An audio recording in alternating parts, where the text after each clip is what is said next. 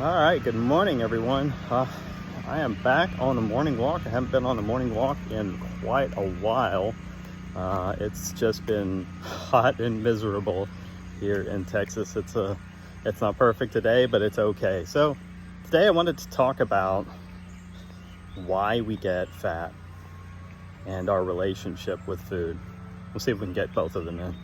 First of all, why do we get fat? Well, basically, the short answer is the standard American diet, but let's elaborate on that. Why does the standard American diet trigger us to get fat? Well, first of all, it's full of processed, nutrient-depleted foods. You get these foods that are full of nothing but refined grains, vegetable and seed oils, and refined carbohydrates, sugar, which refined grain is just sugar with extra steps. So you get those, of course. They aren't full of highly bioavailable vitamins and nutrients. Now, they do have some protein and there is some fat in there, but the problem with the protein is it's an incomplete protein and it's not highly bioavailable, and it's not well utilized because there's imbalanced amino acids in it. It doesn't have the proper profile.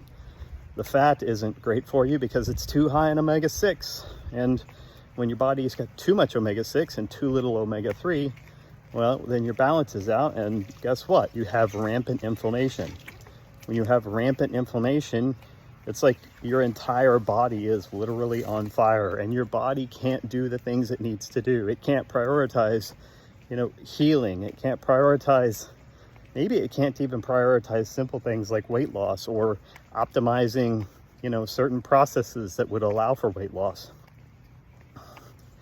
The other thing is that all these foods are, well, not all of them, but a lot of the foods, processed foods, are hyper palatable. They're a mix of sugar, fat, and salt. And we know for a fact that that's hyper palatable. There have been studies that say, well, what does hyper palatable mean? What does it do? And there have been studies that are starting to look at this, and they see that there are actual chemical reactions in the brain. And what you have to understand is that we basically have the ability to sense carbohydrates, not necessarily macros per se, but we can sense carbohydrates. We have the ability to sense fat, and believe it or not, both of those things are on separate pathways. So if we eat them together, we're sort of just doubling up on our body's response to them, and the body's like, yes, fat, that's good, or yes, sugar, that's good. So that's normal. That's going to be the body's reaction because it wants us to have energy. It wants us to eat energy. Unfortunately, these sources of energy are not good. Refined carbohydrates, refined grains, they all equal sugar. And that's just going to turn into the sugar roller coaster, right? Spikes insulin, your insulin shoots up, and then, it spikes blood sugar, your insulin shoots up as a result. Then your blood sugar crashes, and then you're hungry again because your body needs to stimulate ghrelin so that you can eat again, so you can rebalance your blood sugar. You're on the blood sugar roller coaster. So you have these foods that don't offer much actual nutrition. They do offer a quick burst of energy, but then they crash your blood sugar through your hormones, through this hormone and blood sugar roller coaster, and they make you want to eat again. They don't provide long-term satiety. So these are basically just a disaster in every way. But what we want to do is break that. We want to change our relationship with food by getting rid of all these processed foods. Get rid of refined grains. Get rid of vegetables and seed oils that create inflammation. Get rid of the refined carbohydrates that also create lots of inflammation. They create lots of oxidation.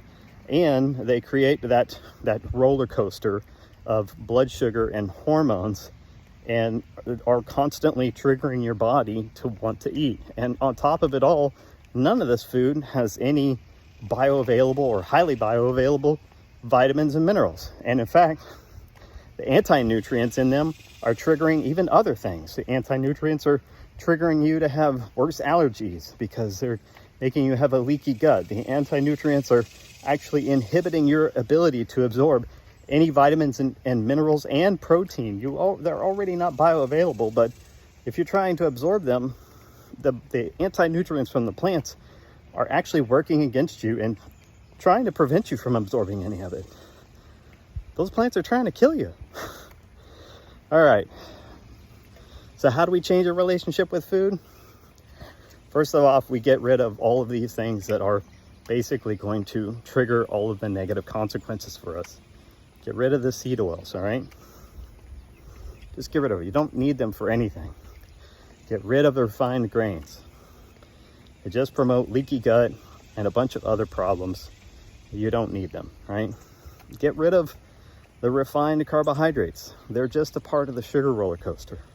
And replace all of those with nutrient-dense, animal-based foods. And don't worry about it. Like when you're just starting out, don't worry about it. Just eat whatever meat you want to eat. And if you're not filling up, if you're not satisfied, you probably need more fat. If you're low energy and you're just a few days in, that's pretty normal. You're building the metabolic machinery to be able to build and use ketones. You're not optimized to use ketones yet, but that's okay. You're gonna get there. Some things that can help is some salt.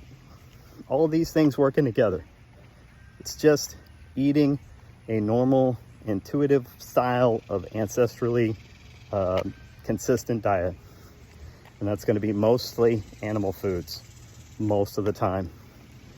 So that is how we end this nutrient deficient and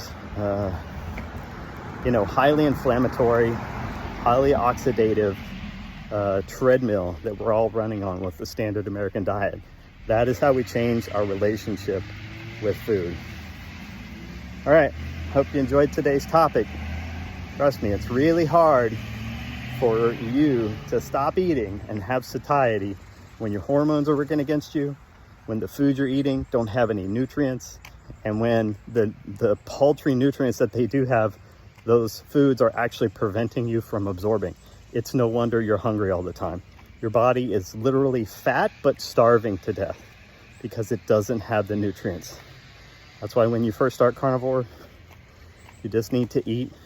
You need to restore your vitamins, your minerals, your essential fatty acids. You need to restore your balance of all those, and even eating a whole animal-based diet will suddenly give you access to all sorts of complete amino acids, to all of the amino acids that your body needs, and your body will finally lose the inflammation and be able to start doing the work it needs to do to heal. All right, I hope you enjoyed today's topic. That's my quick thoughts for today. I'll talk to you next time.